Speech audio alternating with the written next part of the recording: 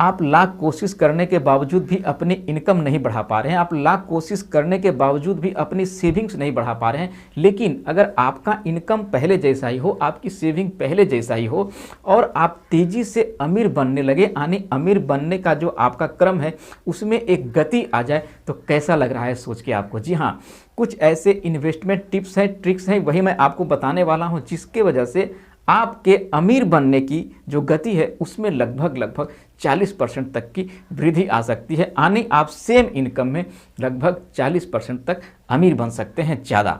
तो आइए, हम हर कोई कह रहा है कि अगर आपको जल्दी अमीर बनना है तो आप अपनी इनकम बढ़ाइए, आप अपनी सेविंग्स बढ़ाइए। लेकिन हमें पता है और आपको भी पता है कि हर आदमी के कार्य करने की एक लिमिटेशंस होती है, क्षमताओं की एक लिमिट होती है, उससे ज़्यादा काम नहीं कर सकते हैं। इनकम की एक लिमिट होती है, उससे ज़्यादा आप अपने इनकम को नहीं बढ़ा सकते हैं। तो आप सेम इनकम में आप 40% तक ज़्यादा कैसे अमीर बनेंगे, हम इस पे बात करेंगे आज। देखिए, बातें काफ़ी गंभीर है और ऐसा नहीं कि मैं कोई आपको मैजिक बताने वाला हूँ। जी हाँ, थोड़ी सी मेहनत आपको पड़ेगी पहले 1-2 सालों में, लेकिन जैसे ही आप इस फार्मूले को अपना लेंगे, मैं आपसे वादा करता हूं कि ये आपके लाइफ में एक ड्राफ्टिंग चेंज लाएगा। अब मैं आगे वीडियो शुरू करने से पहले आपसे एक वादा चाहता हूं कि आपने इस तरह के कई वीडियो देखे होंगे, हो सकता है कई बार देखे होंगे, लेकिन जो गलतियां आप पहले से करते आ रहे हैं वो गलतियां इस बार नहीं करेंगे। मैं चाहता हूं कि आप इस वीडियो को पूरी देखें, आप बीच में वीडियो को छोड़ के मत जाइएगा। आप मेरा वीडियो छोड़ेंगे, मेरे वीडियो का एल्गो खराब होगा और ये काफ़ी कम लोगों तक पहुँच पाएगा। मैं चाहता हूँ कि इस जो मैसेज मैं देने वाला हूँ ये ज़्यादा से ज़्यादा लोगों तक पहुँचे और ज़्यादा से ज़्यादा लोग इससे फ़ायदा उठाएं। और ऐसा नहीं कि मैं कोई जादू बताने वाला हूं, मैं कोई ऐसी ट्रिक्स बताने वाला हूं जो रातों रात आपके लाइफ में चेंजेस ला देगा। लेकिन हाँ, मैं इतना आपको 100% जरूर बता सकता हूं कि अगर आपने इस स्टेप्स को फॉलो कर लिया तो आप सेम इनकम में लगभग 40% तक आप अपने अमीरी को बढ़ा सकते हैं। तो दोस्तों, आइए मैं स्वागत करता हूं आपको अपने चैनल पे, जहां हम पढ़ते हैं निवेश का इकोनॉमी, निवेशोनॉमी। तो आइए अब हम जानेंगे वो 3 स्टेप्स के बारे में जिसे हम फॉलो करके अपने सेम इनकम में हम लोग 40% तक ज़्यादा अमीर बन सकते हैं। उसमें सबसे पहला जो सवाल आता है, do you have any crisis fund या फिर इमरजेंसी फंड। क्या आपने कभी ऐसा अपने लाइफ में फंड का व्यवस्था करके रखा है कि अगर आपके पास कोई क्राइसिस आती है तो उससे आप किस तरह से हैंडल करेंगे और उसके लिए आप पैसे कहाँ से जुटाएंगे। सेकेंड थिंग आता है, what is your investment savings and your liquidity. आप अपने सेविंग्स एंड लिक्विडिटी पे इंटरेस्ट कमा रहे हैं कि नहीं कमा रहे हैं, या फिर आपका सेविंग्स यूं ही पड़ा रहता है। और तीसरा जो आता है वो क्वेश्चन है कि what is your investment plan. जी हाँ, आपका इन्वेस्टमेंट का प्लान क्या है। आप अपने छोटे से इन्वेस्टमेंट में छोटी छोटी परिवर्तन लाकर, छोटी छोटी चेंजेज लाकर, आप उसमें जहां आपको 2-2.5% का इंटरेस्ट मिल रहा था वहीं आप 6% का इंटरेस्ट कमा रहे हैं। जहां आप 6% का कमा रहे थे वहां आप 10% का इंटरेस्ट कमा रहे हैं। और मैं आपको गारंटी देता हूं इस तरह से आप अपने इन्वेस्टमेंट में कम से कम तो 30 से 40% का जंप ला सकते हैं। तो सबसे पहले हमारा टॉपिक था क्राइसिस फंड या फिर इमरजेंसी फंड। तो वो के लिए हम लोग क्या व्यवस्था करनी चाहिए, तो उसके लिए इंश्योरेंस या फिर हेल्थ इंश्योरेंस आपके पास है या नहीं। देखिए, जैसे ही इंश्योरेंस बोलता हूं तो सब जगह ओह ये तो बोरिंग सब्जेक्ट आ गया, ये ना मेरे पास टाइम, अगर इंश्योरेंस वाले कॉल आता क्या टाइम नहीं, लोग सुनने को तैयार नहीं। लेकिन हर आदमी को एक इंश्योरेंस लाइफ में जरूर करना चाहिए। और जो मेरी बातों को सुन रहे हैं, अगर आपने अभी तक कमाना शुरू नहीं किया है तो आप 2 साल 4 साल में आगे कमाओगे। तो सबसे पहले आप अपने और अपने परिवार का एक इंश्योरेंस जरूर करना चाहिए। सेकेंडरी थिंग, इसमें एक बहुत आजकल ट्रेंडिंग हो गया है ये इसका आंसर कि इंश्योरेंस क्यों, जितने पैसे मैं इंश्योरेंस प्रीमियम में डालूंगा उतने पैसे को अगर मैं म्यूचुअल फंड में डाल देता हूं तो मेरे पास 60 साल के बाद तो उतने पैसे होंगे जिससे हम आराम से अपने बीमारियों का इलाज करा सकते हैं। भाई साहब, आप करा सकते हैं। आप इंश्योरेंस भले मत लीजिए, आप इंश्योरेंस नहीं लीजिए तब जबकि आपके पास इस बात का भगवान ने लिखित में गारंटी दे रखा हो कि आपको 60 सालों तक कुछ नहीं होगा। आप तो 60 साल जियोगे ही जियोगे। आप सोच लो कभी न किसी के साथ कोई हादसा हो जाए तो फिर आपके पीछे जो आपके डिपेंडेंट हैं, जो आपके बच्चे हैं, उनका क्या हाल होगा। क्राइसिस फंड इसीलिए रखा जाता है, अगर आपको ज़रूरत पड़े। अगर आप जानते हैं आजकल हॉस्पिटल का बिल किस तरह से होता है, अगर आप 2 दिनों के हॉस्पिटलाइज हो गए, समझिए 2 लाख का बिल आ गया।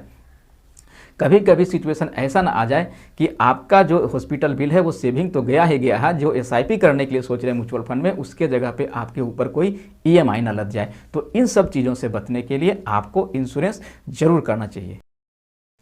अब जरा सोचो, आप जिस गाड़ी से चल रहे हो आपने उसका इंश्योरेंस ले रखा है, आप जिस बाइक से चल रहे हो आपने उसका इंश्योरेंस रखा है, यहाँ तक कि आपने प्रॉपर्टी, आपने घर का भी इंश्योरेंस करा रखा है। क्यों? क्योंकि वो सब चीज़ें मैंडेटरी है।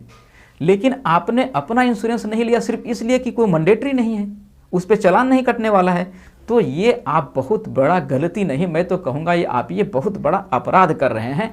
ये आप अपने लिए नहीं, आप अपने परिवार के लिए भी। तो सबसे पहले आप अपना एक इमरजेंसी क्राइसिस मैनेजमेंट के लिए अपना इंश्योरेंस और एक हेल्थ इंश्योरेंस जरूर लेना चाहिए।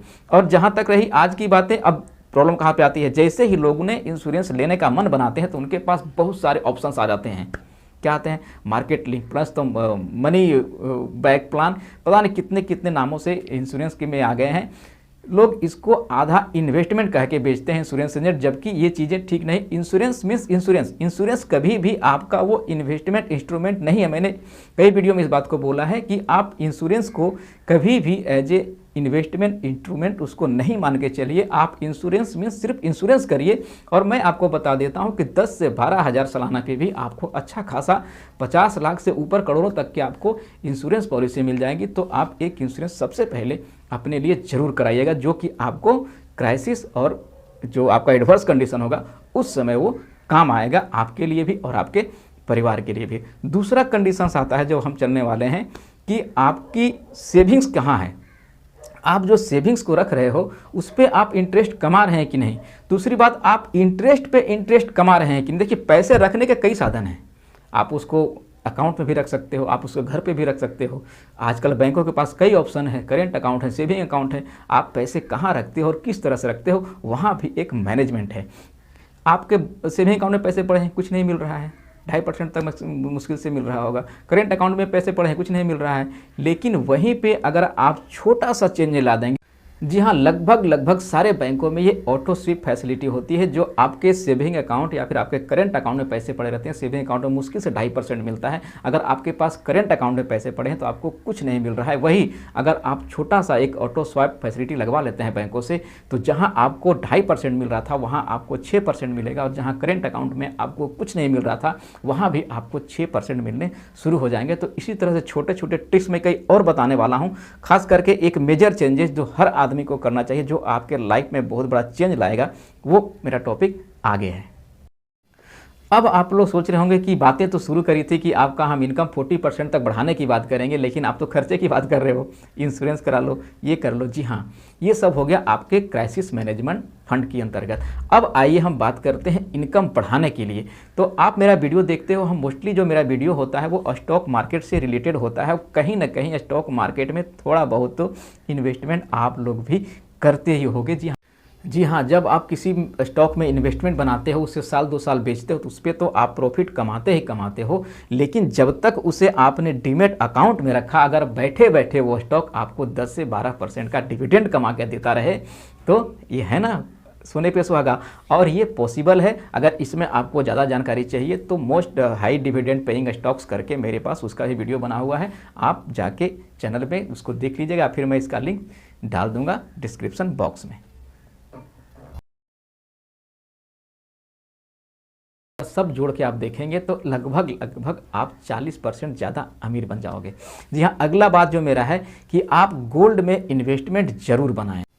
जी हाँ, आप गोल्ड में इन्वेस्टमेंट जरूर बनाएं, लेकिन इन्वेस्टमेंट बनाते टाइम आपको इस बात का ध्यान रखना है कि न तो आपको फिजिकल गोल्ड में जाना है और न तो आपको डिजिटल गोल्ड में जाना है। जी हाँ, फिजिकल गोल्ड में जाओगे कई तरह के वहाँ पे आपके रिस्क हैं भाई, लूट जाने का रिस्क, ठगा जाने का रिस्क, सोना कैसा दे दे, ठगा जाएंगे। घर में रखेंगे भाई, कोई छीन के ले जाएंगे, रास्ते में चलेंगे या फिर घर में रखेंगे तो चोरी वोरी, बहुत सारे रिस्क हैं उस सब चीज़ों में। सबसे अच्छा जो सरकार आपको फैसिलिटी दे रही है वो है सोवरेन गोल्ड बॉन्ड। जी हाँ, गोल्ड बॉन्ड में आप इन्वेस्ट करिए, उसमें कई तरह की सरकार फ़ायदे भी देती है।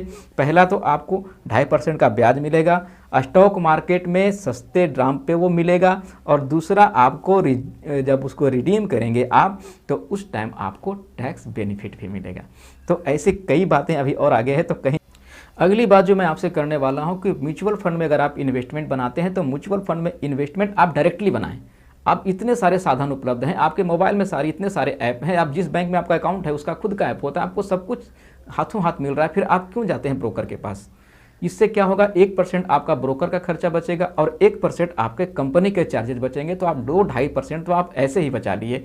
तो आप खुद से एक अच्छा म्यूचुअल फंड चुनिए और आप उसमें इन्वेस्टमेंट बनाइए, बजाय कि आप ब्रोकरेज के थ्रू जाएं। तीसरा जो मैं बात करने वाला हूँ, एक अहम बात है, अभी के जो यंग जनरेशन है, खास करके जैसे ही वो 25-26 साल के होते हैं उनकी जॉब लगती है और उनका एक ही गोल होता है, अभी तो बहुत टाइम है, बुढ़ापा अभी बहुत दूर है। भाई साहब, बुढ़ापा यूँ चुटकियों में आ जाएगा। जिस तरह से मुट्ठी से रेत फिसल रहा है उस तरह से आपके तरफ बुढ़ापा तेज़ी से बदल रहा है। वो ज़्यादा तेज़ी से बोल दिया क्या, इतना तेज़ी से भी नहीं आएगा, लेकिन हाँ इतना ज़रूर है कि आप जितने सोच रहे हो उसके ज़्यादा रफ्तार से बुढ़ापा आपकी तरफ बढ़ रही है। तो उसकी तैयारी आप पहले से शुरू कर लीजिए और ख़ास करके उस एज में जब आप कमाने लायक नहीं होंगे तो उस एज के लिए एक पेंशन प्लान जरूर अपने अभी से ले लीजिए। अभी से लेंगे तो आपको पेंशन प्लान काफ़ी सस्ता पड़ेगा और उसमें सबसे अच्छा आजकल आ रहा है नेशनल पेंशन स्कीम, है ना। तो उसके थ्रू आप जाइए और उसका एक प्लान ले लीजिए। तो दोस्तों, मुझे लगता है ये रिपोर्ट आप लोगों को ज़रूर पसंद आया होगा और मैं चाहता हूँ इसे ज़्यादा से ज़्यादा लोगों तक आप पहुँचाएँ। मेरे वीडियो को पूरी तरह से देखें ताकि ज़्यादा लोगों तक ये पहुँचे, अपने जानने वालों में शेयर करें और ज़रूर बताइएगा मेरा वीडियो आपको कैसा लगे कमेंट के माध्यम से। अगर मेरा वीडियो आपको अच्छा लगता है तो प्लीज़ इसको लाइक कर दीजिएगा, अपने जानने वालों में शेयर कर दीजिए और मेरे चैनल को सब्सक्राइब कर लीजिए ताकि जब भी मैं कोई नया वीडियो डालूँ आप तक ये आसानी से पहुँच जाए। नमस्कार दोस्तों, धन्यवाद।